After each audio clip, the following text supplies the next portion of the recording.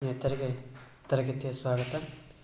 ಈ ಒಂದು ತರಗತಿ ಪ್ರಾರಂಭ ಮಾಡೋಕ್ಕಿಂತ ಮುಂಚಿತವಾಗಿ ನಮ್ಮ ಒಂದು ಯೂಟ್ಯೂಬ್ ಚಾನಲ್ಗೆ ಸಬ್ಸ್ಕ್ರೈಬ್ ಆಗಿ ಅಂತ ಕೇಳ್ಕೊಳ್ತಾ ಇವತ್ತಿನ ತರಗತಿಯನ್ನು ಪ್ರಾರಂಭ ಮಾಡೋಣ. ಇವತ್ತಿನ ತರಗತಿ ಏನಪ್ಪ ಅಂದ್ರೆ ಶೈಕ್ಷಣಿಕ ಮನೋವಿಜ್ಞಾನ. ಅಂದ್ರೆ ಇವತ್ತಿನ ತರಗತಿಯಿಂದ ಕಂಟಿನ್ಯೂ ಆಗಿ ಶೈಕ್ಷಣಿಕ ಮನೋವಿಜ್ಞಾನದ ತರಗತಿಗಳು ಬರ್ತಾ ಹೋಗ್ತವೆ. ಈ ಒಂದು ತರಗತಿಗೆ ಇವತ್ತಿನ ತರಗತಿ ವಿಶೇಷತೆ ಅಂದರೆ ಇವತ್ತಿನ ತರಗತಿ ಶೈಕ್ಷಣಿಕ ಮನೋವಿಜ್ಞಾನದ ಅರ್ಥ ಮತ್ತು ವ್ಯಾಖ್ಯೆಗಳು ಮತ್ತು ಮನೋವಿಜ್ಞಾನದ ಪಂಥಗಳ ಬಗ್ಗೆ ತಿಳಿದುಕೊಳ್ತಾ ಹೋಗ್ತೀವಿ. ಜೊತೆಗೆ ಪ್ರತಿನಿತ್ಯ ಕೂಡ ಈ ಒಂದು ಶೈಕ್ಷಣಿಕ ಮನೋವಿಜ್ಞಾನದ ತರಗತಿಗಳನ್ನು ಬರ್ತಾ ಹೋಗ್ತೀನಿ. ನಮ್ಮ ಒಂದು ಯೂಟ್ಯೂಬ್ ಚಾನಲ್ಗೆ ಸಬ್ಸ್ಕ್ರೈಬ್ ಆಗಿ ಅಂತ ಕೇಳ್ಕೊತಾ ದಿನನಿತ್ಯದ ವಿಡಿಯೋಗಳನ್ನು ಖಂಡಿತವಾಗಿ ನೋಡ್ತಾಯಿರಿ. ಹಾಗಾದ್ರೆ ಶೈಕ್ಷಣಿಕ ಮನೋವಿಜ್ಞಾನ ಅಂದರೆ ಅನ್ನೋದನ್ನು ನಾವು ನೋಡ್ತಾ ಹೋಗೋಣ. ಮೊದಲಿಗೆ ಮನೋವಿಜ್ಞಾನದ ಅರ್ಥವನ್ನು ನಾವು ನೋಡ್ತಾ ಹೋಗೋಣ. ಯಾಕಪ್ಪ ಅಂದ್ರೆ ಈ ಶೈಕ್ಷಣಿಕ ಮನೋವಿಜ್ಞಾನದ ಬಗ್ಗೆ ನಂತರದಲ್ಲಿ ತಿಳ್ಕೊಳ್ತಾ ಹೋಗೋಣ. ಈಗ ನಾವು ಮನೋವಿಜ್ಞಾನ ಅಂದರೆ ಅನ್ನೋದನ್ನ ಬಗ್ಗೆ ತಿಳ್ಕೊಳ್ತಾ ಹೋಗೋಣ. ಈ ಮನೋವಿಜ್ಞಾನ ಎಂಬ ಪದವು ಇಂಗ್ಲೀಷ್ನ ಸೈಕಾಲಜಿ ಎಂಬ ಪದಕ್ಕೆ ಸಮಾನವಾಗಿ ಬಳಕೆ ಮಾಡ್ತಾ ಹೋಗ್ತೀವಿ. ಈ ಒಂದು ಇಂಗ್ಲೀಷ್ ಭಾಷೆಯೊಳಗೆ ಸೈಕಾಲಜಿ ಅಂತಂದು ಕರಿತಾ ಹೋಗ್ತೀವಿ. ಜೊತೆಗೆ ಈ ಪದವನ್ನು ರುಡಾಲ್ಫ್ ಕೊಕ್ಕಲ್ ಎಂಬ ವ್ಯಕ್ತಿ 1950ರಲ್ಲಿ ಈ ಒಂದು ಸೈಕಾಲಜಿ ಪದವನ್ನು ರಚನೆ ಮಾಡಿ ಜೊತೆಗೆ ಬಳಸ್ತಾ ಹೋಗ್ತಾನೆ. ಯಾವ ರೀತಿ ಒಂದು ಸಮಾಜಶಾಸ್ತ್ರದೊಳಗೆ ಆಗಸ್ಟ್ ಕಾಂಪ್ಟೆ ಎಂಬ ವ್ಯಕ್ತಿ ಒಂದು ಸಮಾಜಶಾಸ್ತ್ರ ಎಂಬ ಪದವನ್ನು ರಚನೆ ಮಾಡಿ ಬಳಸ್ತಾ ಹೋಗ್ತಾನಂದ್ರೆ ಅದೇ ರೀತಿ ರುಡಾಲ್ಫ್ ಕೊಕ್ಕಲ್ ಎಂಬ ವ್ಯಕ್ತಿ 1950ರಲ್ಲಿ ಸೈಕಾಲಜಿ ಎಂಬ ಪದವನ್ನು ರಚನೆ ಮಾಡಿ ಅದನ್ನು ಬಳಸ್ತಾ ಹೋಗ್ತಾರೆ. ಹಾಗಾದ್ರೆ ಈ ಒಂದು ಸೈಕಾಲಜಿ ಪದ ಏನು ತಿಳಿಸ್ತದೆ ಅನ್ನೋದನ್ನು ನಾವು ನೋಡ್ತಾ ಹೋಗೋಣ. ಈ ಒಂದು ಪದವು ಸೈಕೆ ಮತ್ತು ಲೋಗೋಸ್ ಎಂಬ ಗ್ರೀಕ್ ಪದಗಳಿಂದ ಬರ್ತಾ ಹೋಗ್ತೈತಿ. ಅಂದ್ರೆ ಈ ಒಂದು ಪದವು ಸೈಕೆ ಮತ್ತು ಲೋಗೋಸ್ ಎಂಬ ಗ್ರೀಕ್ ಪದಗಳಿಂದ ಬರ್ತಾ ಹೋಗ್ತದೆ.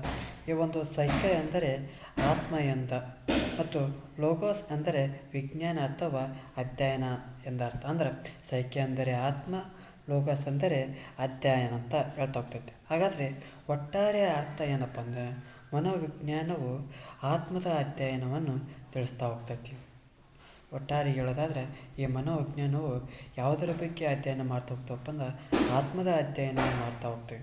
ಜೊತೆಗೆ ಈ ಒಂದು ಮನೋವಿಜ್ಞಾನದ ಒಂದು ಶಾಖೆ ಅಥವಾ ಒಂದು ವಿಷಯ ಮೊದಲು ಯಾವ ಒಂದು ಶಾಸ್ತ್ರದ ಅಡಿಯಲ್ಲಿ ಯಾವ ಒಂದು ವಿಭಾಗದ ಅಡಿಯಲ್ಲಿ ಕೆಲಸ ಮಾಡ್ತೈತಪ್ಪ ಅಂದರೆ ತತ್ವಶಾಸ್ತ್ರದ ಅಡಿಯಲ್ಲಿ ಕೆಲಸ ಮಾಡ್ತಾ ಹೋಗ್ತಿತ್ತು.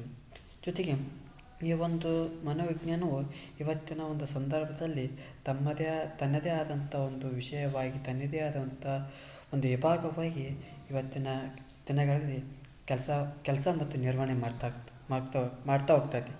ಅದರಂತೆ ಕೂಡ ಇಲ್ಲಿ ವುಡ್ವರ್ತ್ ಹೇಳ್ತಾ ಹೋಗ್ತಾನೆ. ಏನಂತ ಹೇಳ್ತಾ ಹೋಗ್ತಾನಪ್ಪ ಅಂದ್ರೆ ಈ ಒಂದು ಮನೋವಿಜ್ಞಾನವು ಮೊದಲು ಆತ್ಮವನ್ನು ಕಳೆದುಕೊಂಡಿತು, ಜೊತೆಗೆ ನಂತರ ಮನಸ್ಸನ್ನು ಕಳೆದುಕೊಂಡಿತು, ನಂತರ ಅದು ತನ್ನ ಪ್ರಜ್ಞೆಯನ್ನು ಕಳೆದುಕೊಂಡಿತು, ಜೊತೆಗೆ ಈಗ ಅದು ವರ್ತನೆಯನ್ನು ಉಳಿಸಿಕೊಂಡಿದೆ. ಅಂದ್ರೆ ಇಲ್ಲಿ ವುಡ್ವರ್ತ್ ಅವರು ಹೇಳ್ತಾ ಹೋಗ್ತಾರೆ ಮನೋವಿಜ್ಞಾನದ ಮೊದಲು ಏನು ಅಧ್ಯಯನ ಮಾಡ್ತಿತ್ತಪ್ಪ ಅಂದ್ರೆ ಆತ್ಮವನ್ನು ಅಧ್ಯಯನ ಮಾಡ್ತಿತ್ತು. ಬರುತ್ತಾ ಬಂದಂಥ ತತ್ವಜ್ಞಾನಿಗಳು ಏನು ಮಾಡ್ತಾರೆ, ಆತ್ಮದ ಬಗ್ಗೆ ಅಧ್ಯಯನ ಮಾಡಲ್ಲ, ಮನಸ್ಸಿನ ಬಗ್ಗೆ ಅಧ್ಯಯನ ಮಾಡ್ತಾ ಹೋಗ್ತದೆ ಅಂತ ಹೇಳ್ತಾ ಹೋಗ್ತಾರೆ. ಮತ್ತೆ ಬಂದಂಥ ಊಂಟ್ ಎಂಬ ವ್ಯಕ್ತಿ ಕೂಡ ಅದು ಮನಸ್ಸನ್ನು ಅಧ್ಯಯನ ಮಾಡೋದಿಲ್ಲ, ಪ್ರಜ್ಞೆಯನ್ನು ಮಾಡ್ತಾ ಹೋಗ್ತೈತೆ ಅಂತ ಹೇಳ್ತಾ ಹೋಗ್ತಾನೆ. ಮತ್ತು ಇನ್ನು ಕೆಲವು ನಂತರದಲ್ಲಿ ಬಂದಂಥ ಚಿಂತಕರು ಅದು ಪ್ರಜ್ಞೆಯನ್ನು ಅಧ್ಯಯನ ಮಾಡೋಂಗಿಲ್ಲ, ಅದು ವರ್ತನೆಯನ್ನು ಅಧ್ಯಯನ ಮಾಡ್ತಾ ಹೋಗ್ತೈತೆ ಅಂತ ಹೇಳ್ತಾ ಹೋಗ್ತಾರೆ. ಈ ಒಂದು ವ್ಯಾಖ್ಯೆಯನ್ನು ಯಾರು ಕೊಡ್ತಾ ಹೋಗ್ತಾರಪ್ಪ ಅಂದ್ರೆ ವುಡ್ವರ್ತ್ ಅವರು ವ್ಯಾಖ್ಯೆಯನ್ನು ಕೊಡ್ತಾ ಹೋಗ್ತಾರೆ. ಮನೋವಿಜ್ಞಾನ ಮೊದಲು ಆತ್ಮವನ್ನು ಕಳೆದುಕೊಂಡಿತ್ತು, ನಂತರ ಮನಸ್ಸನ್ನು ಕಳೆದುಕೊಂಡಿತ್ತು, ಆ ನಂತರ ಪ್ರಜ್ಞೆಯನ್ನು ಕಳೆದುಕೊಂಡಿತ್ತು, ಅದು ಈಗ ಒಂದು ವಿಧವಾದ ವರ್ತನೆಯುಳ್ಳವಾದೆಂದು ಹೇಳ್ತಾ ಹೋಗ್ತಾರೆ. ಹಾಗಾದರೆ ಈ ವರ್ತನೆ ಎಂಬ ಪದವನ್ನು ಯಾರು ಪ್ರಚಾರ ಮಾಡ್ತಾರಪ್ಪ ಅಂದ್ರೆ ಜೆ.ಬಿ. ವ್ಯಾಟ್ಸನ್. ಯಾರು ಬಳಕೆ ಮಾಡ್ತಾರಪ್ಪ ಅಂದ್ರೆ ಜೆ.ಬಿ. ವ್ಯಾಟ್ಸನ್. ಈ ಒಂದು ಮನೋವಿಜ್ಞಾನವು ವರ್ತನೆಯ ಅಧ್ಯಯನ ಅಂತಂದು ಜೆ.ಬಿ. ವ್ಯಾಟ್ಸನ್ರವರು ಹೇಳ್ತಾ ಹೋಗ್ತಾರೆ. ಜೊತೆಗೆ ಹಾಗಾದರೆ ಮನೋವಿಜ್ಞಾನದ ವ್ಯಾಖ್ಯೆಗಳನ್ನು ನೋಡ್ತಾ ಹೋಗೋಣ.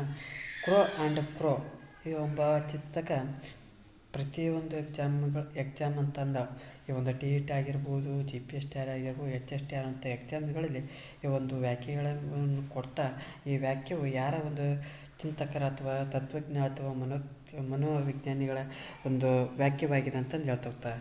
ಹಾಗಾದರೆ ಕ್ರೋ ಆ್ಯಂಡ್ ಕ್ರೋ ಅವರ ಪ್ರಕಾರ ಮನೋವಿಜ್ಞಾನ ಅಂದ್ರೆ ನೋಡೋದಾದ್ರೆ ಮಾನವನ ವರ್ತನೆ ಮತ್ತು ಮಾನವನ ಅಂತರ್ ಸಂಬಂಧಗಳ ಅಧ್ಯಯನವೇ ಮನೋವಿಜ್ಞಾನ. ಅಂದರೆ ಮಾನವನ ಯಾವ ರೀತಿ ವರ್ತನೆಯನ್ನು ಮಾಡ್ತಾ ಹೋಗ್ತಾನೆ ಮತ್ತು ಮಾನವನಲ್ಲಿರುವಂಥ ಅಂತರ್ ಸಂಬಂಧಗಳ ಬಗ್ಗೆ ಅಧ್ಯಯನ ಮಾಡ್ತಾ ಹೋಗ್ತಾವಲ್ಲ ಅದನ್ನು ಮನೋವಿಜ್ಞಾನ ಅಂತಂದು ಹೇಳ್ತಾ ಹೋಗ್ತಾರೆ. ಜೊತೆಗೆ ಸ್ಕಿನ್ನರ್ ಅವರ ಹೇಳ್ತಾ ಹೋಗ್ತಾರೆ, ಜೀವನದಲ್ಲಿ ನಾವು ಎದುರಿಸುವ ಎಲ್ಲ ಬಗೆಯ ಸನ್ನಿವೇಶಗಳಿಗೆ ತೋರುವ ಪ್ರತಿಕ್ರಿಯೆಯನ್ನು ಕುರಿತು ಅಭ್ಯಾಸಿಸುವುದೇ ಮನೋವಿಜ್ಞಾನ. ಅಂದರೆ ಸ್ಕಿನ್ನರ್ ಅವರು ಹೇಳ್ತಾ ಹೋಗ್ತಾರೆ, ಜೀವನದಲ್ಲಿ ನಾವು ಎದುರಿಸುವಂಥ ಎಲ್ಲ ಒಂದು ಸನ್ನಿವೇಶಗಳನ್ನು ಆ ಸನ್ನಿವೇಶಗಳು ತೋರುವಂಥ ಪ್ರತಿಕ್ರಿಯೆಯನ್ನು ಏನು ಕುರಿತು ಅಭ್ಯಾಸ ಮಾಡ್ತಾ ಹೋಗ್ತಾವಲ್ಲ ಅದನ್ನು ಮನೋವಿಜ್ಞಾನ ಅಂತಂದು ಹೇಳ್ತಾ ಹೋಗ್ತಾರೆ. ಜೊತೆಗೆ ವ್ಯಾಟ್ಸನ್ ಅವರು ಹೇಳ್ತಾ ಹೋಗ್ತಾರೆ, ಮನೋವಿಜ್ಞಾನವು ವರ್ತನೆಯ ಧನಾತ್ಮಕ ವಿಜ್ಞಾನವಾಗಿದೆ. ಅಂದರೆ ಈ ಮನೋವಿಜ್ಞಾನವು ಏನಪ್ಪ ಅಂದ್ರೆ ವರ್ತನೆಯ ಧನಾತ್ಮಕ ವಿಜ್ಞಾನವಾಗಿದೆ ಅನ್ನೋದನ್ನು ವ್ಯಾಟ್ಸನ್ ಅವರು ಹೇಳ್ತಾ ಹೋಗ್ತಾರೆ. ಹಾಗಾದರೆ ಈ ಮನೋವಿಜ್ಞಾನದ ವ್ಯಾಪ್ತಿಯನ್ನು ಹೇಳ್ತಾ ಹೋಗೋಣ. ಈ ಒಂದು ಮನೋವಿಜ್ಞಾನದೊಳಗೆ ಎರಡು ರೀತಿ ವಿಧಗಳನ್ನು ನಾನು ಕಾಣ್ತಾ ಹೋಗ್ತೀವಿ. ಅವು ಯಾವಪ್ಪ ಅಂದ್ರೆ ಒಂದನೇದು ಶುದ್ಧ ಮನೋವಿಜ್ಞಾನ, ಎರಡನೇದು ಅನ್ವಯಿಕ ಮನೋವಿಜ್ಞಾನದ ಬಗ್ಗೆ ನೋಡ್ತಾ ಹೋಗ್ತೀವಿ. ಮೊದಲನೇದಾಗಿ ಈ ಶುದ್ಧ ಮನೋವಿಜ್ಞಾನವನ್ನು ನೋಡ್ತಾ ಹೋಗೋಣ. ಈ ಶುದ್ಧ ಮನೋವಿಜ್ಞಾನವು ಈ ವರ್ತನೆಗೆ ಸಂಬಂಧಿಸಿದಂಥ ಏನು, ಏಕೆ, ಹೇಗೆ ಎಂಬ ಪ್ರಶ್ನೆಗಳಿಗೆ ಸರ್ವಸಮ್ಮತವಾದಂಥ ಉತ್ತರ ನೀಡಲು ಈ ಒಂದು ಪ್ರಯತ್ನ ಮಾಡ್ತಾ ಹೋಗ್ತೀವಿ. ಅದನ್ನು ಶುದ್ಧ ಮನೋವಿಜ್ಞಾನ ಅಂತಂದು ಕರಿತಾ ಹೋಗ್ತಾರೆ.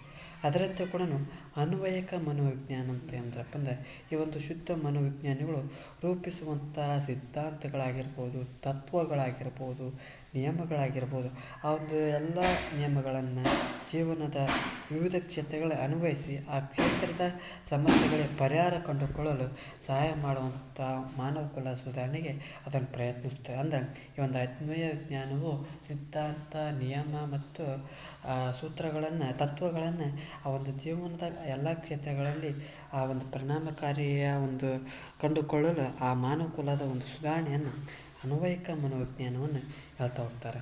ಹಾಗಾದರೆ ಇಲ್ಲಿವರೆಗೆ ನಾವು ಮನೋವಿಜ್ಞಾನದ ವ್ಯಾಖ್ಯೆ ಮತ್ತು ಅರ್ಥವನ್ನು ನೋಡ್ತಾ ಹೋದ್ವಿ. ಈಗ ಶೈಕ್ಷಣಿಕ ಮನೋವಿಜ್ಞಾನದ ವ್ಯಾಖ್ಯೆಗಳನ್ನು ನೋಡ್ತಾ ಹೋಗೋಣ. ಹಾಗಾದರೆ ಸ್ಕಿನ್ನರ್ ಅವರ ಬಗ್ಗೆ ನೋಡ್ತಾ ಹೋಗೋಣ. ಬೋಧನೆ ಮತ್ತು ಕಲಿಕಾ ಪ್ರಕ್ರಿಯೆಗೆ ಸಂಬಂಧವಿರುವ ಮನೋವಿಜ್ಞಾನದ ಶಾಖೆಯೇ ಶೈಕ್ಷಣಿಕ ಮನೋವಿಜ್ಞಾನ. ಅಂದ್ರೆ ಇಲ್ಲ ಸ್ಕಿನ್ನರ್ ಅವರು ಹೇಳ್ತಾ ಹೋಗ್ತಾರೆ, ಬೋಧನೆಗೆ ಮತ್ತು ಕಲಿಕಾ ಪ್ರಕ್ರಿಯೆಗೆ ಸಂಬಂಧವಿರುವಂಥ ಮನೋವಿಜ್ಞಾನದ ಶಾಖೆಯನ್ನು ಏನಂತ ಕರೀತಾರಪ್ಪ ಅಂದರೆ ಶೈಕ್ಷಣಿಕ ಮನೋವಿಜ್ಞಾನ ಅಂತ ಕರಿತಾ ಹೋಗ್ತಾರೆ. ಇಲ್ಲಿ ಕ್ರೋ ಆ್ಯಂಡ್ ಕ್ರೋ ಮತ್ತೊಬ್ಬ ವ್ಯಕ್ತಿ ಕ್ರೋ ಆ್ಯಂಡ್ ಕ್ರೋ ಹೇಳ್ತಾ ಹೋಗ್ತಾರೆ, ವ್ಯಕ್ತಿಯ ಹುಟ್ಟಿನಿಂದ ವೃದ್ಧಾಪ್ಯದವರೆಗಿನ ಕಲಿಕೆಯ ಅನುಭವಗಳನ್ನು ವೈಜ್ಞಾನಿಕವಾಗಿ ವಿವರಿಸುವ ವಿಜ್ಞಾನವೇ ಶೈಕ್ಷಣಿಕ ಮನೋವಿಜ್ಞಾನ. ಏನಂತ ಹೇಳ್ತಾರಪ್ಪ ಅಂದ್ರೆ ವ್ಯಕ್ತಿಯ ಹುಟ್ಟಿನಿಂದ ವೃದ್ಧಾಪ್ಯದವರೆಗಿನ ಅಂದರೆ ಹುಟ್ಟಿನಿಂದ ಸಾಯುವವರೆಗೆ ಅಥವಾ ವೃದ್ಧಾಪ್ಯದವರೆಗೆ ಆ ಒಂದು ಕಲಿಕೆಯ ಅನುಭವಗಳನ್ನು ವೈಜ್ಞಾನಿಕವಾಗಿ ವಿವರಣೆ ಮಾಡುವಂಥ ವಿಜ್ಞಾನವನ್ನು ಶೈಕ್ಷಣಿಕ ಮನೋವಿಜ್ಞಾನವನ್ನು ಹೇಳ್ತಾ ಹೋಗ್ತಾರೆ. ಹಾಗಾದರೆ ಇನ್ನೊಬ್ಬ ವ್ಯಕ್ತಿ ಹೇಳ್ತಾ ಹೋಗ್ತಾನೆ, ಪೀಟ್ ಅನ್ನೋ ವ್ಯಕ್ತಿ ಶೈಕ್ಷಣಿಕ ಮನೋವಿಜ್ಞಾನವನ್ನು ಶಿಕ್ಷಣವನ್ನು ವೈಜ್ಞಾನಿಕವಾಗಿ ಅಧ್ಯಯನ ಮಾಡುವ ಶಾಸ್ತ್ರವಾಗಿದೆ. ಶೈಕ್ಷಣಿಕ ಮನೋವಿಜ್ಞಾನವಂದರೆ ಆ ಶಿಕ್ಷಣವನ್ನು ವೈಜ್ಞಾನಿಕವಾಗಿ ಅಧ್ಯಯನ ಮಾಡೋದನ್ನು ಶೈಕ್ಷಣಿಕ ಮನೋವಿಜ್ಞಾನ ಅಂತ ಹೇಳ್ತಾರೆ. ವೆರಿ ಸಿಂಪಲ್ ಅಂತಂದು ಶಿಕ್ಷಣವನ್ನು ವೈಜ್ಞಾನಿಕವಾಗಿ ಅಧ್ಯಯನ ಮಾಡೋದನ್ನು ಹೇಳ್ತಾ ಹೋಗ್ತಾರೆ. ಜೊತೆಗೆ ಜಡ್ ಎಂಬ ಮತ್ತೊಬ್ಬ ವ್ಯಕ್ತಿ ಹುಟ್ಟಿನಿಂದ ಪ್ರೌಢಾವಸ್ಥೆಯವರೆಗಿನ ವ್ಯಕ್ತಿಯ ವಿಕಾಸದ ವಿವಿಧ ಹಂತಗಳನ್ನು ವೈಜ್ಞಾನಿಕವಾಗಿ ಅಧ್ಯಯನ ಮಾಡೋದು. ಅಂದರೆ ಆ ಜಡ್ಡರವರ ಪ್ರಕಾರ ಏನಪ್ಪ ಅಂದ್ರೆ ಹುಟ್ಟಿನಿಂದ ಪ್ರೌಢಾವಸ್ಥೆಯವರೆಗಿನ ವ್ಯಕ್ತಿಯ ಒಂದು ವಿಕಾಸದ ವಿವಿಧ ಹಂತಗಳನ್ನು ವೈಜ್ಞಾನಿಕವಾಗಿ ಅಧ್ಯಯನ ಮಾಡೋದನ್ನು ಶೈಕ್ಷಣಿಕ ಮನೋವಿಜ್ಞಾನ ಅಂತಂದು ಹೇಳ್ತಾ ಹೋಗ್ತಾರೆ. ಇದು ಇಲ್ಲಿವರೆಗೆ ಏನಪ್ಪ ಅಂದರೆ ಶೈಕ್ಷಣಿಕ ಮನೋವಿಜ್ಞಾನದ ವ್ಯಾಖ್ಯೆಗಳು ಆಗಿರೋದನ್ನು ನಾವು ನೋಡ್ತಾ ಹೋಗ್ತೀವಿ. ಹಾಗಾದರೆ ಶೈಕ್ಷಣಿಕ ಮನೋವಿಜ್ಞಾನದ ಕೊಡುಗೆ ಏನಪ್ಪ, ಈ ಶೈಕ್ಷಣಿಕ ಮನೋವಿಜ್ಞಾನದಿಂದ ನಮಗೆ ಯಾವ ರೀತಿ ಉಪಯೋಗ ಆಗಿದೆ, ಆ ಶೈಕ್ಷಣಿಕ ಮನೋವಿಜ್ಞಾನದ ಪ್ರಾಮುಖ್ಯತೆ ಅನ್ನೋದನ್ನು ನಾವು ನೋಡ್ತಾ ಹೋಗೋಣ. ಹಾಗಾದರೆ ಈ ಶೈಕ್ಷಣಿಕ ಮನೋವಿಜ್ಞಾನದ ಕೊಡುಗೆ ಏನಪ್ಪ ಅಂದ್ರೆ ಒಂದು ವ್ಯಕ್ತಿಯ ಅಥವಾ ಒಂದು ಮಕ್ಕಳ ಬೆಳವಣಿಗೆ ಮತ್ತು ವಿಕಾಸದ ಲಕ್ಷಣಗಳನ್ನು ಇಲ್ಲಿ ಅರ್ಥ ಮಾಡ್ಕೋಬೋದು. ಅಂದರೆ ಯಾವುದೇ ಒಂದು ಮಕ್ಕಳ ಒಂದು ಬೆಳವಣಿಗೆ ಮತ್ತು ವಿಕಾಸ ಯಾವ ರೀತಿ ಆಗುತ್ತದೆ ಎಂಬ ಲಕ್ಷಣಗಳನ್ನು ಕುರಿತು ಅರ್ಥವನ್ನು ಮಾಡಿಕೊಳ್ಳಬಹುದು. ಜೊತೆಗೆ ಈ ಒಂದು ತರಗತಿಯ ಕಲಿಕಾ ಸ್ವರೂಪವನ್ನು ನೋಡ್ತಾ ಹೋಗೋಣ.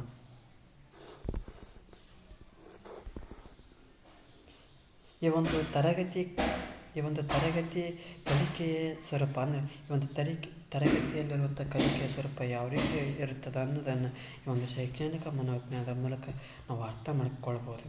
ಜೊತೆಗೆ ವೈಯಕ್ತಿಕ ಭಿನ್ನತೆಯನ್ನು ನಾವು ನೋಡ್ತಾ ಹೋಗ್ತೀವಿ. ಜೊತೆಗೆ ಪರಿಣಾಮಕಾರಿ ಬೋಧನಾ ವಿಧಾನ ತಿಳಿದುಕೊಳ್ಳಲು ಅಂದರೆ ಈ ಪರಿಣಾಮಕಾರಿ ಬೋಧನಾ ವಿಧಾನಗಳನ್ನು ತಿಳ್ಕೊಳ್ತಾ ಹೋಗ್ತೀವಿ. ಅಂದರೆ ನಾವು ಮಾಡಿದಂಥ ಬೋಧನಾ ವಿಧಾನಗಳು ಯಾವ ರೀತಿ ಪರಿಣಾಮಕಾರಿಯಾಗಿದೆ ಎಂಬುದನ್ನು ಈ ಒಂದು ಶೈಕ್ಷಣಿಕ ಮನೋವಿಜ್ಞಾನದ ಮೂಲಕ ತಿಳ್ಕೊಳ್ಬೋದು. ಜೊತೆಗೆ ವಿದ್ಯಾರ್ಥಿಗಳ ಸಮಸ್ಯೆಗಳನ್ನು ಅರ್ಥ ಮಾಡ್ಕೊಳ್ಬೋದು. ಅಂದರೆ ಇಲ್ಲಿ ವಿದ್ಯಾರ್ಥಿಗಳಲ್ಲಿರುವಂಥ ಸಮಸ್ಯೆಗಳನ್ನು ಕೂಡ ನಾವು ಇಲ್ಲಿ ಅರ್ಥ ಮಾಡ್ಕೊಳ್ಬೋದು. ಜೊತೆಗೆ ಮಾನಸಿಕ ಆರೋಗ್ಯದ ಜ್ಞಾನ ನೀಡೋಕ್ಕೆ ಸಾಧ್ಯ ಆಗ್ತದೆ. ಅಂದರೆ ಈ ಮಾನಸಿಕವಾದಂಥ ಅಂದರೆ ಈಗ ರೋಗಿಗಳಾಗಿರ್ಬೋದು, ಬಾಲಾಪರಾಧಿಗಳಾಗಿರ್ಬೋದು, ಮತ್ತು ವಿಶೇಷ ಮಕ್ಕಳಾಗಿರ್ಬೋದು, ಆ ಒಂದು ಮಕ್ಕಳಿಗೆ ಮಾನಸಿಕ ಆರೋಗ್ಯದ ಒಂದು ಜ್ಞಾನವನ್ನು ನೀಡಬಹುದು. ಜೊತೆಗೆ ಈ ಮತ್ತು ಮಕ್ಕಳ ಒಂದು ಪಠ್ಯಕ್ರಮವನ್ನು ಯಾವ ರೀತಿ ರಚನೆ ಮಾಡಬೇಕು ಎಂಬುದನ್ನು ಹೇಳ್ತಾ ಹೋಗ್ತಾರೆ. ಜೊತೆಗೆ ಒಂದು ಸಂಶೋಧನೆ ಕೈಗೊಳ್ಳುವಲ್ಲಿ ಇದೊಂದು ಸಹಕಾರಿ ಆಗೋದನ್ನು ನೋಡ್ತಾ ಹೋಗ್ತೀವಿ. ಈ ಒಂದು ಶೈಕ್ಷಣಿಕ ಮನೋವಿಜ್ಞಾನವು ಕಲಿಕೆಯ ಫಲದ ಮೌಲ್ಯಮಾಪನ ಅಂತಂದು ಹೇಳ್ತಾ ಹೋಗ್ತಾರೆ. ಈ ಒಂದು ಅಂಶಗಳು ಶೈಕ್ಷಣಿಕ ಮನೋವಿಜ್ಞಾನದ ಕೊಡುಗೆಗಳಾಗಿರೋದನ್ನು ನಾವು ನೋಡ್ತಾ ಹೋಗ್ತೀವಿ. ಜೊತೆಗೆ ನಂತರದ ಒಂದು ಅಂಶ ಏನಪ್ಪ ಅಂದರೆ ಶೈಕ್ಷಣಿಕ ಮನೋವಿಜ್ಞಾನದ ವಿಧಾನಗಳ ಬಗ್ಗೆ ತಿಳ್ಕೊಳ್ತಾ ಹೋಗೋಣ. ಹಾಗಾದರೆ ಶೈಕ್ಷಣಿಕ ಮನೋವಿಜ್ಞಾನದ ವಿಧಾನಗಳು ಯಾವಪ್ಪ ಅಂದ್ರೆ ಒಂದನೇದು ಅಂತರಾವಲೋಕನ, ಇಂಟ್ರೋಸ್ಪೆಕ್ಷನ್ ಅಂತ ಕರಿತಾ ಹೋಗ್ತೇವೆ.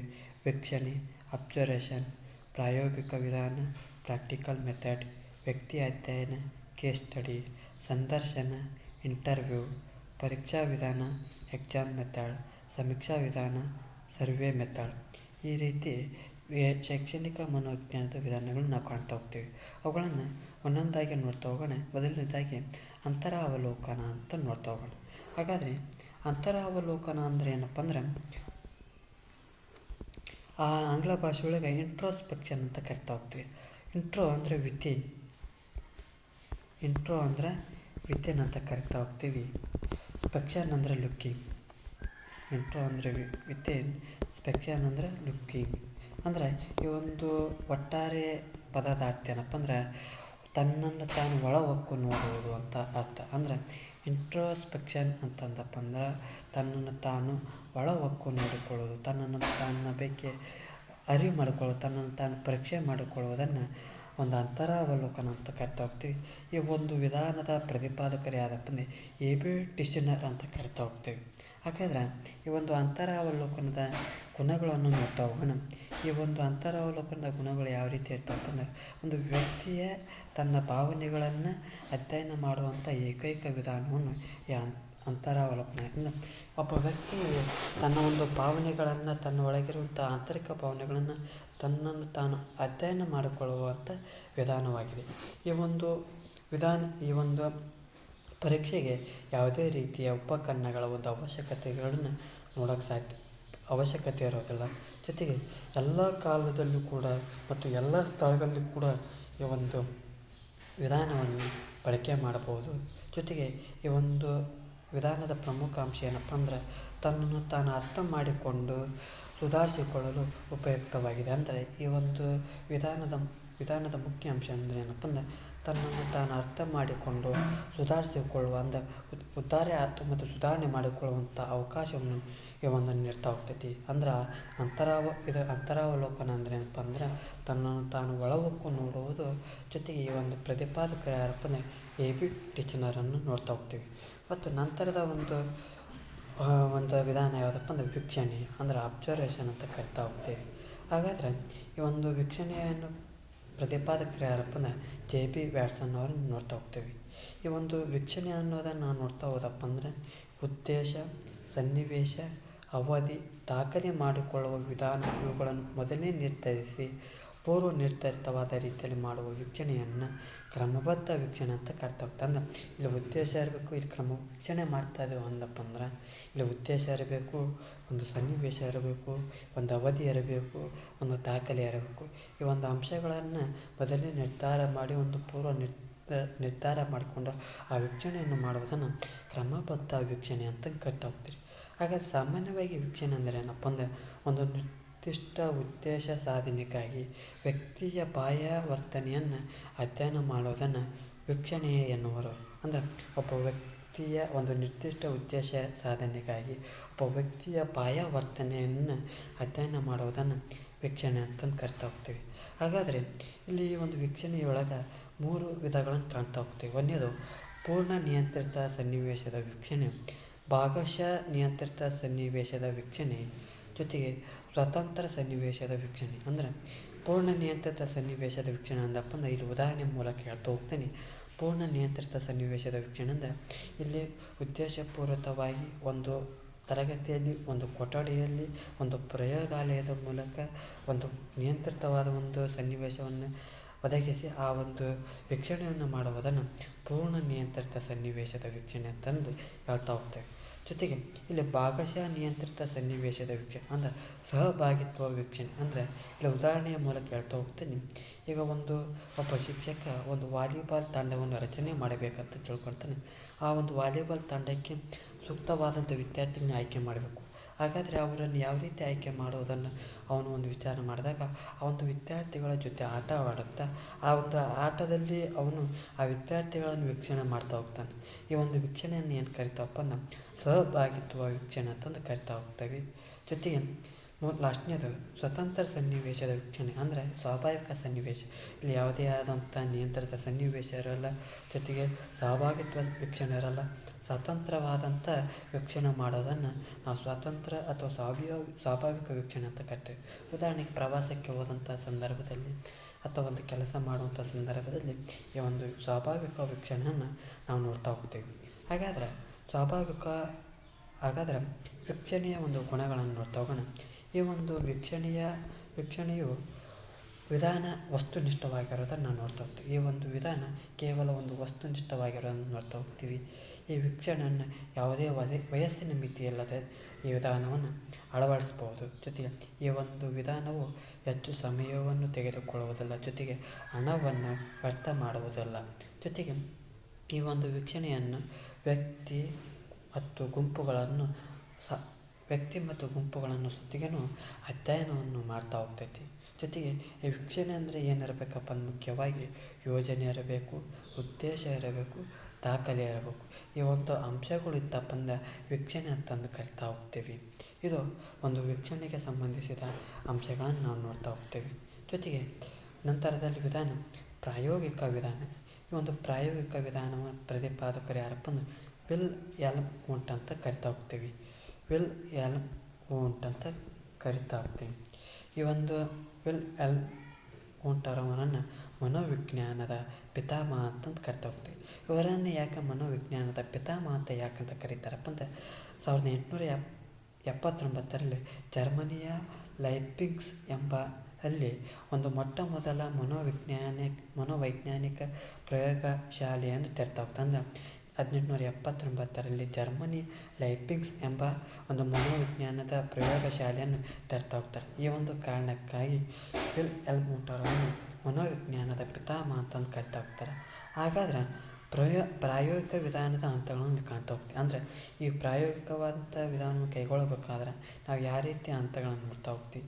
ಒಬ್ಬ ವ್ಯಕ್ತಿಗೆ ಸಮಸ್ಯೆ ಎದುರಾದಾಗ ಆ ಸಮಸ್ಯೆಗಳನ್ನು ಯಾವ ರೀತಿ ಬಿಡಿಸ್ತಾ ಹೋಗ್ತೀವಿ ಅನ್ನೋದನ್ನು ನಾವು ನೋಡ್ತಾ ಹೋಗ್ತೀವಿ. ಮೊದಲಿಗೆ ಆ ಸಮಸ್ಯೆಯ ಒಂದು ಆಯ್ಕೆಯನ್ನು ಮಾಡ್ತಾ ಹೋಗ್ತೀವಿ.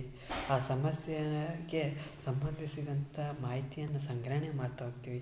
ಆ ಸಂಬಂಧಿಸಿದಂಥ ಮಾಹಿತಿ ಸಂಗ್ರಹಣೆ ಮಾಡಿದನ್ನು ಪ್ರಾಕಲ್ಪನೆಗಳನ್ನು ರೂಪಿಸ್ತಾ ಹೋಗ್ತೀವಿ. ಅಂದರೆ ಹೈಪೋಥಿಸಿಸ್ ಅಂತ ಹೇಳ್ತಾ ಹೋಗ್ತೀವಿ. ಪ್ರಾಕಲ್ಪನೆಗಳನ್ನು ರೂಪಿಸ್ತಾ ಹೋಗ್ತೀವಿ.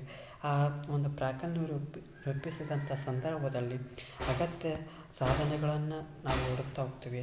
ಆ ಸಾಧನೆಗಳನ್ನು ಹುಡುಕಿದಂಥ ಸಂದರ್ಭಗಳಲ್ಲಿ ಅವುಗಳನ್ನು ಪ್ರಯೋಗ ಮಾಡ್ತಾ ಹೋಗ್ತೀವಿ, ಅನುಷ್ಠಾನ ಮಾಡ್ತಾ ಹೋಗ್ತೀವಿ. ಆ ಒಂದು ಅನುಷ್ಠಾನ ಮಾಡಿದಂಥ ಸಂದರ್ಭದಲ್ಲಿ ಆ ಒಂದು ದತ್ತಾಂಶಗಳ ಒಂದು ವಿಶ್ಲೇಷಣೆ ಮಾಡ್ತಾ ಹೋಗ್ತೀವಿ. ಆ ದತ್ತಾಂಶವನ್ನು ವಿಶ್ಲೇಷಣೆ ಮಾಡಿದಂಥ ಸಂದರ್ಭದಲ್ಲಿ ಪ್ರಾಕಲ್ಪನೆಯನ್ನು ಪರೀಕ್ಷೆ ಮಾಡ್ತಾ ಹೋಗ್ತೀವಿ. ಆ ಪ್ರಾಕಲ್ಪನೆ ಪರೀಕ್ಷೆ ಮಾಡಿದ ನಂತರದಲ್ಲಿ ತೀರ್ಮಾನವನ್ನು ಕೈಗೊಳ್ತಾ ಹೋಗ್ತೀವಿ. ಇದು ಪ್ರಾಯೋಗಿಕ ವಿಧಾನದ ಹಂತಗಳನ್ನು ಕಾಣ್ತಾ ಹೋಗ್ತೀವಿ. ಈ ಒಂದು ಪ್ರಾಯೋಗಿಕ ವಿಧಾನದ ಪ್ರತಿಪಾದಕ ವಿಲ್ ಎಲ್ ವೂಂಟ್ ಅಂತ ಕರ್ತಾರೆ. ಮನೋವಿಜ್ಞಾನದ ಪಿತಾಮಹ ಅಂತಂದು ಕರಿತಾ ಹೋಗ್ತಾರೆ. ಇದು ಪ್ರಾಯೋಗಿಕ ವಿಧಾನದ ಹಂತಗಳನ್ನು ತಿಳ್ಕೊತ ಹೋಗಿ ನಂತರದಲ್ಲಿ ವ್ಯಕ್ತಿಯ ಅಧ್ಯಯನವನ್ನು ನೋಡ್ತಾ ಹೋಗೋಣ. ಈ ವ್ಯಕ್ತಿಯ ಅಧ್ಯಯನದ ವಿಧಾನದ ಪ್ರತಿಪಾದಕರಂದರೆ T F T books TFT ಬುಕ್ಸ್ರವರು ಈ ಒಂದು ವ್ಯಕ್ತಿ ಅಧ್ಯಯನದ ಪ್ರತಿಪಾದಕರಂತ ಕರಿತಾ ಹೋಗ್ತೀವಿ. ಹಾಗಾದರೆ ವ್ಯಕ್ತಿ ಅಧ್ಯಯನದ ಲಕ್ಷಣಗಳನ್ನು ನಾವು ನೋಡೋದಾದಪ್ಪ ಅಂದ್ರೆ ಇಲ್ಲಿ ಕೇವಲ ಒಬ್ಬ ವ್ಯಕ್ತಿ ಆಗಿರ್ಬೋದು ಅಥವಾ ಒಂದು ಸಂಸ್ಥೆಯನ್ನು ಅಧ್ಯಯನ ಮಾಡ್ಬೋದು. ಯಾಕಪ್ಪ ಅಂದ್ರೆ ಇಲ್ಲಿ ಯಾವುದೇ ವ್ಯಕ್ತಿ ಅಧ್ಯಯನ ಮಾಡಬೇಕಂದ್ರೆ ಅವನಿಗೊಂದು ಸಮಸ್ಯೆ ಇರಬೇಕು. ಆ ಸಮಸ್ಯೆಗೆ ಬಗ್ಗೆ ವ್ಯಾಪಕವಾದಂಥ ಅಧ್ಯಯನ ಮಾಡುವುದನ್ನು ವ್ಯಕ್ತಿ ಅಧ್ಯಯನ ಅಂತ ಕರಿತಾ ಹೋಗ್ತೀವಿ. ಈ ಒಂದು ಒಬ್ಬ ವ್ಯಕ್ತಿ ಆಗಿರ್ಬೋದು ಅಥವಾ ಒಂದು ಸಂಸ್ಥೆಯನ್ನು ಅಧ್ಯಯನ ಮಾಡುವುದನ್ನು ವ್ಯಕ್ತಿ ಅಧ್ಯಯನ ಅಂತ ಕರಿತಾ ಹೋಗ್ತೇವೆ. ಇಲ್ಲಿ ಕನಿಷ್ಠ 2 ವ್ಯಕ್ತಿಗಳಿರೋದನ್ನು ನಾವು ನೋಡ್ತಾ ಹೋಗ್ತೇವೆ. ಜೊತೆಗೆ ಈ ಒಂದು ವ್ಯಕ್ತಿ ಅಧ್ಯಯನದಲ್ಲಿ 2 ಹಂತಗಳನ್ನು ಕಾಣ್ತಾ ಹೋಗ್ತೇವೆ. ಒಂದನೇದು ನೈದಾನಿಕತೆಯ ಹಂತ, ಎರಡನೇದು ಸುಧಾರಣೆಯ ಹಂತ. ಈ ಒಂದು ನೈದಾನಿಕತೆಯ ಹಂತ ಅಂದರೆ ಏನಪ್ಪ ಅಂದ್ರೆ ಯಾವುದೇ ಒಬ್ಬ ವ್ಯಕ್ತಿ ಅಥವಾ ಒಂದು ಮಕ್ಕಳ ಒಂದು ಸಮಸ್ಯೆಗಳಿಗೆ ಆ ಒಂದು ಸಮಸ್ಯೆಗಳನ್ನು ಗುರುತಿಸಲು ಅಥವಾ ದೌರ್ಬಲ್ಯವನ್ನು ಗುರುತಿಸಲು ಈ ಒಂದು ಹಂತವನ್ನು ಬಳಸ್ತಾ ಹೋಗ್ತಾರೆ. ಆ ಹಂತದಲ್ಲಿ ದೌರ್ಬಲ್ಯ ಅಥವಾ ಸಮಸ್ಯೆಯನ್ನು ಹೊಂದಿರುವಂಥ ಮಗುವನ್ನು ಮತ್ತಷ್ಟು ಸುಧಾರಣೆ ಮಾಡಲು ಆ ಸುಧಾರಣೆ ಹಂತವನ್ನು ನೋಡ್ತಾ ಹೋಗ್ತೀವಿ. ಇದು ವ್ಯಕ್ತಿ ಅಧ್ಯಯನದ ಅಂಶಗಳಾಗಿರೋದನ್ನು ನಾವು ನೋಡ್ತಾ ಹೋಗ್ತೀವಿ. ಮತ್ತು ನಂತರದಲ್ಲಿ ಪರೀಕ್ಷಾ ವಿಧಾನವನ್ನು ನಾವು ನೋಡ್ತಾ ಹೋಗ್ತೀವಿ. ಈ ಪರೀಕ್ಷಾ ವಿಧಾನದಲ್ಲಿ 4 ಮುಖ್ಯವಾದಂಥ ಅಂಶಗಳನ್ನು ಕಾಣ್ತಾ ಹೋಗ್ತೀವಿ. ಒಂದನೇದು ಸಮಂಜಸತೆ, ವಸ್ತುನಿಷ್ಠತೆ, ವಿಶ್ವಸನೀಯತೆ ಮತ್ತು ಉಪಯೋಗಾರ್ಹತೆಯನ್ನು ನಾವು ನೋಡ್ತಾ ಹೋಗ್ತೀವಿ. ಹಾಗಾದರೆ ಅವುಗಳ ಬಗ್ಗೆ ಒಂದೊಂದೇ ಚರ್ಚೆ ಮಾಡ್ತಾ ಹೋಗೋಣ. ಸಮಂಜಸತೆ ಅನ್ನೋದನ್ನು ನಾವು ನೋಡ್ತಾ ಹೋಗೋಣ. ಯಾವ ಅಂಶವನ್ನು ಅಳೆಯಲು ಪರೀಕ್ಷೆ ಸಾಧನವನ್ನು ರಚಿಸಲಾಗಿದೆಯೋ ಅದು ಆ ಅಂಶವನ್ನು ನಿಖರವಾಗಿ ಅಳೆಯಲು ಸಾಧ್ಯವಾದರೆ ಅದು ಸಮಂಜಸತೆ ಅಂತಂದು ಕರಿತಾರೆ. ಅಂದರೆ ಯಾವುದೇ ಒಂದು ಅಂಶವನ್ನು ಅಳಿಬೇಕಂತಂದು ಆ ಪರೀಕ್ಷೆಯನ್ನು ರಚನೆ ಮಾಡ್ತಾವೋ ಆ ಪರೀಕ್ಷೆ ಅದೇ ಅಂಶವನ್ನು ನಿಖರವಾಗಿ ಅಳೆಯಲು ಸಾಧ್ಯವಾದರೆ ಆ ಒಂದು ಪರೀಕ್ಷೆಯನ್ನು ಸಮಂಜಸತೆ ಅಂತಂದು ಕರಿತಾ ಹೋಗ್ತಾರೆ. ಜೊತೆಗೆ ಎರಡನೇದು ವಿಶ್ವಸನೀಯತೆ. ಅಂದ್ರೆ ಒಂದು ಅಳತೆಯ ಸಾಧನ ನಂತರ ಒದಗಿಸುವ ಮೌಲ್ಯ ನಿಖರ ಮತ್ತು ನಿರ್ದಿಷ್ಟವಾಗಿರೋದನ್ನು ವಿಶ್ವಸನೀಯತೆ ಅಂತ ಕರಿತಾ ಹೋಗ್ತಾರೆ. ಅಂದರೆ ಒಂದು ಅಳತೆಯ ಸಾಧನ ನಂತರ ಒಂದು ಒದಗಿಸುವಂಥ ಮೌಲ್ಯ ನಿಖರ ಮತ್ತು ನಿರ್ದಿಷ್ಟವಾಗಿತ್ತಪ್ಪ ಅಂದ್ರೆ ಅದನ್ನು ವಿಶ್ವಸನೀಯತೆ ಅಂತಂದು ಕರಿತಾ ಹೋಗ್ತಾರೆ. ಜೊತೆಗೆ ನಂತರದಲ್ಲಿ ವಸ್ತುನಿಷ್ಠತೆ. ಅಂದರೆ ಅಂಕ ನೀಡುವಿಕೆಯಲ್ಲಿ ಯಾವುದೇ ಪ್ರಭಾವ ಬೀರದಿದ್ದರೆ ಆ ಪರೀಕ್ಷೆ ವಸ್ತುನಿಷ್ಠವಾಗಿದೆ. ಅಂದರೆ ಇಲ್ಲಿ ಯಾವುದೇ ಒಬ್ಬ ವ್ಯಕ್ತಿ ಅಥವಾ ಮಕ್ಕಳ ಒಂದು ಭಾವನೆಗಳಿಗೆ ಮಕ್ಕಳ ಮೇಲಿರುವ ಒಂದು ಚಟುವಟಿಕೆಗಳ ಮೇಲೆ ಹೇಳಿದೆ ಆ ಒಂದು ಅಂಕ ನೀಡುವಿಕೆಯಲ್ಲಿ ಯಾವುದೇ ಒಂದು ಪ್ರಭಾವವನ್ನು ಬೀರದೆ ಹೋದರೆ ಆ ಪರೀಕ್ಷೆ ವಸ್ತುನಿಷ್ಠವಾಗಿರೋದನ್ನು ಕಾಣ್ತಾ ಹೋಗ್ತೇವೆ. ಜೊತೆಗೆ ಪ್ರಯೋಗಾರ್ಹತೆ ಅಂದರೆ ನೋಡೋಣ. ಪರೀಕ್ಷೆಯು ನಿರ್ವಹಣೆ, ಅಂಕ ನೀಡುವಿಕೆ ಮತ್ತು ಅರ್ಥೈಸುವಿಕೆ ಸುಲಭವಾಗಿರಬೇಕು. ಮತ್ತು ಸಮಯ ಮತ್ತು ಹಣಕಾಸಿನ ದೃಷ್ಟಿಯಿಂದ ಮಿತವ್ಯಯವಾಗಿರಬೇಕು. ಈ ಒಂದು ಅಂಶವನ್ನು ನೋಡೋದಾದರೆ ಇದು ಒಂದು ರೀತಿ ಪ್ರಯೋಗಾರ್ಹತೆಯನ್ನು ನೋಡ್ತಾ ಹೋಗ್ತೀವಿ. ಅಂದರೆ ಪರೀಕ್ಷೆಯ 4 ಲಕ್ಷಣಗಳನ್ನು ನೋಡ್ತಾ ಹೋಗ್ತೀವಿ. ಸಮಂಜಸತೆ, ವಿಶ್ವಸನೀಯತೆ, ವಸ್ತುನಿಷ್ಠತೆ, ಪ್ರಯೋಗಾರ್ಹತೆ ಬಗ್ಗೆ ನಾವು ನೋಡ್ಕೊಳ್ತಾ ಹೋದ್ವಿ. ಇಲ್ಲಿವರೆಗೂ ಈ ಒಂದು ಶೈಕ್ಷಣಿಕ ಮನೋವಿಜ್ಞಾನದ ವಿಧಾನಗಳನ್ನು ನೋಡ್ತಾ ಹೋದ್ವಿ. ಅದರಂತೆ ಕೂಡ ಮನೋವೈಜ್ಞಾನಿಕ ಪಂಥಗಳ ಒಂದು ಕೊಡುಗೆಗಳನ್ನು ನೋಡ್ತಾ ಹೋಗೋಣ. ಇವತ್ತಿನ ತರಗತಿಯಲ್ಲಿ ಈ ಒಂದು ಮನೋವೈಜ್ಞಾನಿಕ ಪಂಥಗಳ ಒಂದು ಪರಿಚಯವನ್ನು ಮಾಡ್ತಾ ಹೋಗ್ತೀನಿ. ನಂತರ ತರಗತಿಯಲ್ಲಿ ಒಂದೊಂದೇ ಪಂಥಗಳ ಒಂದು ವ್ಯಾಪಕವಾದಂಥ ಚರ್ಚೆಯನ್ನು ಮಾಡ್ತಾ ಹೋಗೋಣ. ಈ ಒಂದು ಮನೋವೈಜ್ಞಾನಿಕ ಪಂಥಗಳ ಕೊಡುಗೆಯನ್ನು ನೋಡ್ತಾ ಹೋಗೋಣ.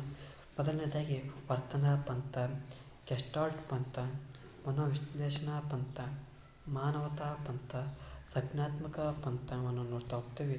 ಜೊತೆಗೆ ಜ್ಞಾನ ಸಂರಚನಾವಾದ ಅಂತ ನೋಡ್ತಾ ಹೋಗ್ತೀವಿ. ಈ ಒಂದು ಪಂಥಗಳ ಪರಿಚಯವನ್ನು ಮಾಡ್ತಾ ಹೋಗ್ತೇನೆ. ನಂತರ ತರಗತಿಗಳಲ್ಲಿ ವ್ಯಾಪಕವಾದಂಥ ಚರ್ಚೆಯನ್ನು ಮಾಡ್ತಾ ಹೋಗೋಣ. ಮೊದಲನೇದಾಗಿ ವರ್ತನಾ ಪಂಥವನ್ನು ನೋಡೋಣ. ಈ ವರ್ತನಾ ಪಂಥವನ್ನು ಅತಿ ಹೆಚ್ಚು ಪ್ರಚಾರ ಯಾರು ಮಾಡ್ತಾರಪ್ಪ ಅಂದ್ರೆ JB ವಾಟ್ಸನ್ರವರು ಈ ಒಂದು ವರ್ತನಾ ಪಂಥದ ಅತಿ ಹೆಚ್ಚು ಪ್ರಚಾರ ಮಾಡ್ತಾ ಹೋಗ್ತಾರೆ. ಈ ಪಂಥದ ಪ್ರಮುಖ ವರ್ತನವಾದಿಗಳು ಯಾರಪ್ಪ ಅಂದ್ರೆ ಪಾವ್ಲೋವ್, ಸ್ಕಿನ್ನರ್, ಅಲ್ ಗುತ್ರಿ, ಶಿನೋ, ವ್ಲಾಡಿಮಿರ್ ಬೆಕ್ಟೇರಿಯವ್ ಅವರು ಈ ಒಂದು ವರ್ತನಾ ಪಂಥದ ಪ್ರತಿವಾದಿ. ಪ್ರತಿಪಾದಕರು ಅಥವಾ ವರ್ತನವಾದಿಗಳು ಅಂತ ಕರಿತಾ ಹೋಗ್ತಾರೆ. ಈ ಒಂದು ಪ್ರಶ್ನೆಯು ಕೂಡ ಈ ಒಂದು ಗುಂಪು ವರ್ತನವಾದಿಗಳ ಗುಂಪಾಗಿದೆ ಅಂತ ಒಂದು ಪ್ರಶ್ನೆ ಕೇಳ್ತಾ ಹೋಗ್ತಾರೆ. ಪಾವಲೋವ, ಸ್ಕಿನ್ನರ್, ಅಲ್ ಗುತ್ರಿ, ಶಿನೋ, ವ್ಲಾಡಿಮಿರ್ ಬೆಕ್ಟರ್ ಅವರು ಈ ಒಂದು ವರ್ತನವಾದಿಗಳು ಅಂತಂದು ಕರ್ತಾರೆ. ಹಾಗಾದರೆ ಈ ಒಂದು ಶಿಕ್ಷಣ ಕ್ಷೇತ್ರಕ್ಕೆ ವರ್ತನ ಪಂಥದ ಕೊಡುಗೆ ಏನು ಅನ್ನೋದನ್ನು ನಾವು ನೋಡ್ತಾ ಹೋಗೋಣ. ಈ ಒಂದು ಕಲಿಕೆ, ಅಭಿಪ್ರೇರಣೆ, ಮನೋವಿಜ್ಞಾನದ ಮಹತ್ತರವಾದ ಒಂದು ಕೊಡುಗೆಯಾಗಿದೆ. ಅಂದರೆ ಶಿಕ್ಷಣ ಕ್ಷೇತ್ರದಲ್ಲಿ ಕಲಿಕೆ ಮತ್ತು ಅಭಿಪ್ರೇರಣೆಯು ಈ ಒಂದು ಪಂಥದ ಕೊಡುಗೆಯಾಗಿರೋದನ್ನು ನಾವು ನೋಡ್ತಾ ಹೋಗ್ತೀವಿ. ಜೊತೆಗೆ ಮನಸ್ಸಿನ ಅಧ್ಯಯನದ ಕಡೆಯಿಂದ ಮಾನವನ ಒಂದು ವರ್ತನೆಯ ಅಧ್ಯಯನದ ಕಡೆಗೆ ಈ ಒಂದು ಪಂಥ ಬದಲಾವಣೆಯನ್ನು ಮಾಡ್ತಾ ಹೋಗ್ತದೆ. ಮೊದಲಿಗೆ ಮನಸ್ಸನ್ನು ಅಧ್ಯಯನ ಮಾಡುವಂಥ ದೃಷ್ಟಿಯ ಇದ್ದಂಥ ಜನ ಮಾನವನ ವರ್ತನೆಯ ಒಂದು ಅಧ್ಯಯನ ಮಾಡುವ ಕಡೆಗೆ ವಾಲಿಸ್ತಾ ಹೋಗ್ತು. ಜೊತೆಗೆ ಮಕ್ಕಳ ಭಾವನೆ ಹಾಗೂ ವರ್ತನೆಗಳನ್ನು ಅರ್ಥ ಮಾಡಿಕೊಳ್ಳಲು ಈ ಒಂದು ಪಂಥ ಸಹಕಾರ ಮಾಡ್ತಾ ಹೋಗ್ತು. ಜೊತೆಗೆ ಮಾನವನ ಬೆಳವಣಿಗೆ ಮತ್ತು ವಿಕಾಸದ ಪರಿಸರದ ಒಂದು ಪ್ರಭಾವ ಮತ್ತು ಪ್ರಾಮುಖ್ಯತೆಯನ್ನು ತಿಳಿಸ್ತಾ ಹೋಗ್ತೈತಿ. ಈ ಒಂದು ವರ್ತನ ಪಂಥ ಮಾನವನ ಬೆಳವಣಿಗೆ ಮತ್ತು ವಿಕಾಸ ಪರಿಣಾಮಕಾರಿ ಆಗಬೇಕಪ್ಪ ಅಂದ್ರೆ ಆ ಪರಿಸರದ ಪ್ರಭಾವ ಕೂಡ ಇರುತ್ತದೆ ಎಂಬುದನ್ನು ಈ ಪ್ರಾಮುಖ್ಯತೆಯ ಮೂಲಕ ತಿಳಿಸ್ತಾ ಹೋಗ್ತಾರೆ. ಜೊತೆಗೆ ವ್ಯಕ್ತಿಯ ಅಥವಾ ಮಕ್ಕಳ ಒಂದು ಸಮಸ್ಯೆಗಳ ಅಧ್ಯಯನ ಮಾಡಿ ಆ ಸಮಸ್ಯೆಗಳಿಗೆ ನಿವಾರಣೋಪಾಯ ಅಥವಾ ಪರಿಹಾರ ಉಪಾಯಗಳನ್ನು ನೀಡ್ತಾ ಹೋಗ್ತಾರೆ. ಈ ಒಂದು ಅಂಶವು ವರ್ತನ ಪಂಥದ ಅಂಶಗಳಾಗಿರೋದನ್ನು ನಾವು ಕಾಣ್ತಾ ಹೋಗ್ತೀವಿ. ಎರಡನೇದು ಗೆಸ್ಟಾಲ್ಟ್ ಪಂಥ ಅಂತ ಕರಿತಾ ಹೋಗ್ತೀವಿ. ಈ ಒಂದು ಗೆಸ್ಟಾಲ್ಟ್ ಪಂಥ ಎಂಬ ಪದವು ಜರ್ಮನ್ ಭಾಷೆಯ ಅಥವಾ ಜರ್ಮನ್ ಪದ ಆಗಿರೋದನ್ನು ಕಾಣ್ತಾ ಹೋಗ್ತೀವಿ. ಹಾಗಾದರೆ ಆ ಜರ್ಮನ್ ಭಾಷೆಯಲ್ಲಿ ಗೆಸ್ಟಾಲ್ಟ್ ಅಂತ ಅಂದರೆ ಆಕಾರ, ಆಕೃತಿ, ರಚನೆ ಎಂದರ್ಥ. ಅದರ ಜೊತೆಗೆ ಪರಿಪೂರ್ಣತೆ, ಸಮಗ್ರಾಕೃತಿ, ಸಂಘಟನೆಯ ಅರ್ಥಗಳನ್ನು ಸೇರಿಸ್ತಾ ಹೋಗ್ತಾರೆ. ಹಾಗಾದರೆ ಈ ಒಂದು ಪಂಥವನ್ನು ಯಾರು ಸ್ಥಾಪನೆ ಮಾಡ್ತಾರಪ್ಪ ಅಂದರೆ ಮ್ಯಾಕ್ಸ್ ವರ್ತಿಮಿಯರ್ ಈ ಒಂದು ಗೆಸ್ಟಾಲ್ಟ್ ಪಂಥವನ್ನು ಸ್ಥಾಪನೆ ಮಾಡ್ತಾ ಹೋಗ್ತಾರೆ. ಈ ಒಂದು ಗೆಸ್ಟಾಲ್ಟ್ ಪಂಥದ ಸ್ಥಾಪಕರು ಮತ್ತು ಆ ಒಂದು ಪ್ರಯೋಗವನ್ನು ಕಾಣ್ತಾ ಹೋಗ್ತೀವಿ. ಆ ಒಂದು ನಂತರದ ತರಗತಿಗಳಲ್ಲಿ ಚರ್ಚೆ ಮಾಡ್ತಾ ಹೋಗ್ತೀನಿ. ಈ ಒಂದು ಗೆಸ್ಟಾಲ್ಟ್ ಪಂಥದ ಒಂದು ಪ್ರಮುಖ ಪ್ರತಿಪಾದನೆಗಳು ಏನಪ್ಪ ಅಂದ್ರೆ ಈ ಒಂದು ಗೆಸ್ಟಾಲ್ಟ್ ಪಂಥದ ಪ್ರಮುಖ ಕೊಡುಗೆ ಏನಪ್ಪ ಅಂದ್ರೆ ಈ ಒಂದು ಗೆಸ್ಟಾಲ್ಟ್ ಪಂಥದ ಕೊಡುಗೆ ಅಂದರೆ ಇಡಿಯಿಂದ ಬಿಡಿಯ ಕಡೆಗೆ ಅಂದರೆ ಯಾವುದೇ ಒಂದು ಸಮಸ್ಯೆಯನ್ನಾಗಿರ್ಬೋದು, ಒಂದು ಸನ್ನಿವೇಶವನ್ನು ಬಿಡಿಯಿಂದ ಭಾಗಿಸಿದ ಅಲ್ಲದೆ ಇಡಿಯಿಂದ ಬಿಡಿಯ ಕಡೆಗೆ ಹೋಗಬೇಕು ಅನ್ನೋದು ಈ ಒಂದು ಗೆಸ್ಟಾಲ್ಟ್ ಪಂಥದ ಒಂದು ಪ್ರಮುಖ ಉದ್ದೇಶ. ಜೊತೆಗೆ ಇದನ್ನು ಒಳನೋಟ ಕಲಿಕೆ ಅಂತ ಕರಿತಾ ಹೋಗ್ತಾರೆ.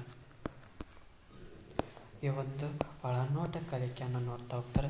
ಜೊತೆಗೆ ಪುನರ್ನಿರ್ಮಾಣ ಅಂತ ಹೇಳ್ತಾ ಹೋಗ್ತಾರೆ. ಜೊತೆಗೆ ಸಾಮ್ಯತೆ, ಸಾಮೀಪ್ಯತೆ, ಪೂರ್ಣತೆ ಈ ಒಂದು ಅಂಶಗಳನ್ನು ಗೆಸ್ಟಾಲ್ಟ್ ಪಂಥದ ಒಂದು ಚರ್ಚಾ ಸಂದರ್ಭದಲ್ಲಿ ಇನ್ನೂ ವ್ಯಾಪಕವಾಗಿ ಹೇಳ್ತಾ ಹೋಗ್ತೀನಿ. ಇದು ಗೆಸ್ಟಾಲ್ಟ್ ಪಂಥದ ಒಂದು ಪ್ರಮುಖ ಅಂಶಗಳನ್ನು ನಾವು ನೋಡ್ತಾ ಹೋದ್ವಿ. ನಂತರದಲ್ಲಿ ಮನೋವಿಶ್ಲೇಷಣಾ ಪಂಥ. ಈ ಒಂದು ಪಂಥದ ಪ್ರತಿಪಾದಕರು ಯಾರಪ್ಪ ಅಂದ್ರೆ ಸಿಗ್ಮಂಡ್ ಫ್ರಾಯ್ಡ್. ಈ ಸಿಗ್ಮಂಡ್ ಫ್ರಾಯ್ಡ್ ಇವರು ಹೇಳ್ತಾ ಹೋಗ್ತಾರೆ, ಸಂಪೂರ್ಣ ವರ್ತನೆಯನ್ನು ವಿಶ್ಲೇಷಿಸುವಲ್ಲಿ ಪ್ರಜ್ಞಾವಸ್ಥೆ, ಪೂರ್ವ ಪ್ರಜ್ಞಾವಸ್ಥೆ, ಸುಪ್ತಾವಸ್ಥೆ ಪಾತ್ರಗಳನ್ನು ಸೂಚಿಸ್ತಾ ಹೋಗ್ತಾರೆ. ಅಂದ್ರೆ ಕಾನ್ಸಿಯನ್ಸ್, ಅನ್ಕಾನ್ಸಿಯನ್ಸ್, ಸಬ್ ಕಾನ್ಸಿಯನ್ಸ್ ಅಂತ ಹೇಳ್ತಾ ಹೋಗ್ತಾರೆ. ಈ ಒಂದು ಅಂಶಗಳ ಬಗ್ಗೆ ಪ್ರತಿಪಾದನೆ ಹೇಳ್ತಾ ಹೋಗ್ತಾರೆ. ಜೊತೆಗೆ ವ್ಯಕ್ತಿತ್ವದ ಬೆಳವಣಿಗೆಯಲ್ಲಿ ಪ್ರಮುಖವಾಗಿ ನಿರ್ಧರಿಸುವ ಮನೋಲೈಂಗಿಕ ವಿಕಾಸದ ಪರಿಕಲ್ಪನೆಯನ್ನು ಸತಿಯನ್ನು ಇವರು ನಮಗೆ ತಿಳಿಸ್ತಾ ಹೋಗ್ತಾರೆ. ಜೊತೆಗೆ ವ್ಯಕ್ತಿತ್ವದ ಒಂದು ಚರಾತ್ಮಕ ವ್ಯವಸ್ಥೆಯಲ್ಲಿ ಇದ್, ಅಹಂ, ಅಧ್ಯಾಮ್ ಎಂಬ ವಿಭಾಗಗಳನ್ನು ಹೇಳ್ತಾ ಹೋಗ್ತಾರೆ. ಸುಖ ಅನ್ವೇಷಣೆ, ನೈತಿಕ ಮೌಲ್ಯಗಳು ಮತ್ತು ಸುಖ ಅನ್ವೇಷಣೆ ಮತ್ತು ಅಹಂ ಕೇಂದ್ರಿತ ಅಂತಂದು ಇವುಗಳ ಬಗ್ಗೆ ಹೇಳ್ತಾ ಹೋಗ್ತಾರೆ. ಜೊತೆಗೆ ಯಂಗ್ರವರು ಒಂದು ಲೈಂಗಿಕ ಪ್ರಚೋದನೆಗಳ ಬದಲಾಗಿ ಹೆಚ್ಚು ಅರ್ಥಪೂರ್ಣವಾದ ಲಿಬಿಡೋ ಅಥವಾ ಜೈವಿಕ ಪ್ರಚೋದನೆಗಳಿಗೆ ಮಾತನಾಡ್ತಾರೆ. ಅಂದರೆ ಒಂದು ಸಿಗ್ಮಂಡ್ ಫ್ರಾಯ್ಡ್ ಅವರು ಮನೋಲೈಂಗಿಕ ವಿಕಾಸದ ಪರಿಕಲ್ಪನೆಗಳ ಬಗ್ಗೆ ಒಂದು ವ್ಯಾಖ್ಯಾನವನ್ನು ನೀಡ್ತಾರೆ. ಆ ಒಂದು ವ್ಯಾಖ್ಯಾನಕ್ಕೆ ವಿರುದ್ಧವಾಗಿ ಯಂಗ್ರವರು ಆ ಮನೋಲೈಂಗಿಕ ಪ್ರಚೋದನೆಗಳ ಬದಲಾಗಿ ಹೆಚ್ಚು ಅರ್ಥಪೂರ್ಣವಾಗಿ ಲಿಬಿಡೋ ಅಥವಾ ಜೈವಿಕ ಪ್ರಚೋದನೆಗಳು ಮಹತ್ವ ನೀಡ್ತವೆ ಅನ್ನೋದನ್ನು ಹೇಳ್ತಾ ಹೋಗ್ತಾರೆ. ಇದರ ಬಗ್ಗೆ ವ್ಯಾಪಕವಾಗಿ ಆಯಾಯ ಪಂಥಗಳ ಒಂದು ಚರ್ಚಾ ವಿಧಾನದಲ್ಲಿ ಹೇಳ್ತಾ ಹೋಗ್ತೀನಿ. ಈ ಒಂದು ವಿಶ್ಲೇಷಣಾ ಪಂಥದ ಪ್ರಮುಖ ಕೊಡುಗೆ ಏನಪ್ಪ ಅಂದ್ರೆ ವ್ಯಕ್ತಿಯ ವರ್ತನೆಯ ಸಮಸ್ಯೆಗಳನ್ನು ಅಧ್ಯಯನ ಮಾಡ್ತಾ ಹೋಗ್ತೈತಿ. ಅಂದ್ರೆ ಇಲ್ಲಿ ವ್ಯಕ್ತಿಯ ಒಂದು ವರ್ತನೆಯೋ ಅಥವಾ ಸಮಸ್ಯೆಗಳಾಗಿರ್ಬೋದು, ದೋಷಗಳಾಗಿರ್ಬೋದು, ಆ ಒಂದು ಸಮಸ್ಯೆಗಳನ್ನು ಅಧ್ಯಯನ ಮಾಡ್ತಾ ಹೋಗ್ತೈತಿ. ಜೊತೆಗೆ ಈ ಒಂದು ಮನೋವಿಶ್ಲೇಷಣಾ ಪಂಥವು ಮಾನಸಿಕ ಕಾಯಿಲೆಗಳಿಗೆ ಚಿಕಿತ್ಸೆಯನ್ನು ನೀಡ್ತಾ ಹೋಗ್ತೈತಿ. ರೋಗಿಗಳಿಗೆ ಮತ್ತು ಮಾನಸಿಕ ರೋಗಿಗಳಿಗೆ ಆ ಒಂದು ಸೂಕ್ತವಾದಂಥ ಚಿಕಿತ್ಸೆ ನೀಡಲು ಈ ಒಂದು ಪಂಥ ವಿಶೇಷವಾದಂಥ ಕೊಡುಗೆಯನ್ನು ನೀಡ್ತಾ ಹೋಗ್ತೈತಿ. ಜೊತೆಗೆ ಮಕ್ಕಳಿಗೆ ಲೈಂಗಿಕ ಶಿಕ್ಷಣ ನೀಡುವುದರ ಅಗತ್ಯತೆಯನ್ನು ತಿಳಿಸ್ತಾ ಹೋಗ್ತೈತಿ. ಅಂದ್ರೆ ಮಕ್ಕಳಿಗೆ ಆ ಲೈಂಗಿಕ ಶಿಕ್ಷಣವನ್ನು ನೀಡಬೇಕನ್ನೋದನ್ನು ಈ ಒಂದು ಮನೋವಿಶ್ಲೇಷಣೆ ಅಂತ ಹೇಳ್ತಾ ಹೋಗ್ತೈತಿ. ಜೊತೆಗೆ ಉತ್ತಮ ಶಿಕ್ಷಣ ಪ್ರಾಮುಖ್ಯತೆಯನ್ನು ತಿಳಿಸ್ತಾ ಹೋಗ್ತೈತಿ. ಅಂದ್ರೆ ಉತ್ತಮ ಒಂದು ಶಿಕ್ಷಣದ ಬಗ್ಗೆ ಅರಿವನ್ನು ನೀಡ್ತಾ ಹೋಗ್ತೈತಿ. ಈ ಒಂದು ಅಂಶಗಳು ಮನೋವಿಶ್ಲೇಷಣಾ ಪಂಥದ ಅಂಶಗಳನ್ನು ನಾವು ನೋಡ್ತಾ ಹೋಗ್ತೀವಿ. ಕೊನೆಯದಾಗಿ ಮಾನವತಾವಾದ ಪಂಥ. ಈ ಒಂದು ಮಾನವತಾವಾದದ ಪಂಥದ ಪ್ರಮುಖ ಯಾರಪ್ಪ ಅಂದ್ರೆ ಅಬ್ರಾಹಿಂ ಮಾಸ್ಲೋ, ಜೊತೆಗೆ ಕಾರ್ಲ್ ರೋಜರ್ಸ್ ಅಥವಾ ರಾಜರ್ಸ್ ಅಂತ ಕರಿತಾ ಹೋಗ್ತಾರೆ. ಈ ಒಂದು ಅಬ್ರಾಹಿಂ ಮಾಸ್ಲೋ ಅವರು ಆತ್ಮ ವಾಸ್ತವೀಕರಣದ ಒಂದು ಅಂಶದ ಬಗ್ಗೆ ಮತ್ತು ಮಾನವನ ಶ್ರೇಣೀಕೃತ ಮತ್ತು ಮಾನವನ ಅಗತ್ಯತೆಗಳ ಬಗ್ಗೆ ಒಂದು ಹೇಳ್ತಾ ಹೋಗ್ತಾರೆ. ಆ ಒಂದು ಪಂಥಗಳ ಬಗ್ಗೆ ಆಯಾ ಒಂದು ಪಂಥಗಳಲ್ಲಿ ಚರ್ಚೆ ಮಾಡುವಾಗ ವ್ಯಾಪಕವಾದಂಥ ಸೂಕ್ತ ಉದಾಹರಣೆಗಳ ಮೂಲಕ ತಿಳಿಸ್ತಾ ಹೋಗ್ತೇನೆ. ಈ ಒಂದು ತರಗತಿ ಇಷ್ಟವಾಗಿತ್ತಪ್ಪ ಅಂದ್ರೆ ನಮ್ಮ ಒಂದು ಯೂಟ್ಯೂಬ್ ಚಾನಲಿಗೆ ಸಬ್ಸ್ಕ್ರೈಬ್ ಆಗಿ ಅಂತ ಕೇಳ್ಕೊಳ್ತಾ, ತರಗತಿ ಇಷ್ಟವಾಗಿದ್ದರೆ ಖಂಡಿತವಾಗಿ ಲೈಕ್ ಮಾಡಿ, ಇಷ್ಟವಾಗಿಲ್ಲದಿದ್ದರೆ ಡಿಸ್ಲೈಕ್ ಮಾಡಿ ಅಂತ ಕೇಳ್ಕೊಳುತ್ತಾ, ಏನಾದರೂ ಪ್ರಶ್ನೆಗಳಿದ್ದರೆ ಮತ್ತು ಈ ಕಮೆಂಟ್ ಬಾಕ್ಸ್ನಲ್ಲಿ ತಿಳಿಸಿಕೊಳ್ಳುತ್ತಾ, ನನ್ನ ಒಂದು ಈ ವಿಡಿಯೋದಲ್ಲಿ ಸ್ವಲ್ಪ ಅಕ್ಷರಗಳ ದೋಷಗಳು ಕಂಡು ಬರ್ತಾ ಇರ್ತವೆ, ಅವುಗಳನ್ನು ಕ್ಷಮೆ ಇರಲಿ. ಮುಂದಿನ ಒಂದು ತರಗತಿಯಲ್ಲಿ ಆ ಅಕ್ಷರಗಳ ದೋಷಗಳನ್ನು ಸಂಪೂರ್ಣವಾಗಿ ನಿವಾರಣೆ ಮಾಡಿಕೊಂಡು ತರಗತಿಯನ್ನು ಪ್ರಾರಂಭ ಮಾಡ್ತೀನಿ. ಎಲ್ಲರಿಗೂ ಧನ್ಯವಾದಗಳು.